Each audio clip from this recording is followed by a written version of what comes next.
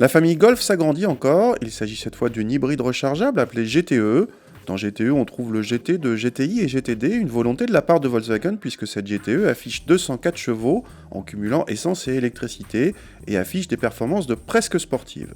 La Golf GTE est la sœur technique de l'Audi A3 Sportback e-tron et dispose comme elle d'un 1,4 litre TSI de 150 chevaux associé à un moteur électrique et une boîte DSG.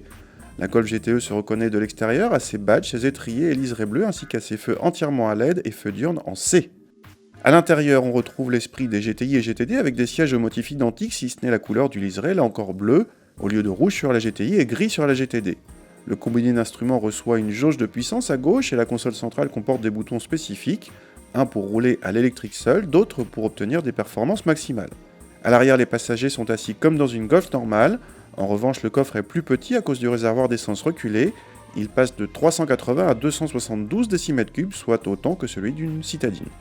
Sauf si la batterie est vide, la GTE démarre toujours en mode électrique. Et si vous lui demandez, elle peut y rester jusqu'à 130 km/h avec une autonomie d'environ 30 km selon nos mesures.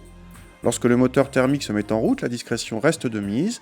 La boîte DSG, même s'il s'agit d'une version spécifique, est toujours rapide et douce.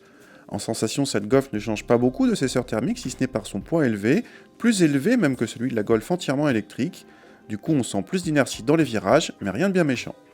Côté consommation, cette Golf GTE affiche exactement les mêmes chiffres officiellement que la 3 e-tron, c'est-à-dire 1,5 litre de moyenne en cycle mixte et 35 grammes par kilomètre de CO2, ou 39 grammes avec nos roues de 18 pouces optionnelles. Ce qui donne droit en 2015 à 4 000 € de bonus écologique, à déduire des 38 500 € de prix de départ. Du coup, cette Golf GTE est moins chère que les GTD ou GTI 5 portes et se révèle très intéressante en coût à l'utilisation pour qui peut la recharger facilement, car comme toutes les hybrides rechargeables, cette Golf GTE ne prend tout son intérêt que si vous la rechargez très souvent.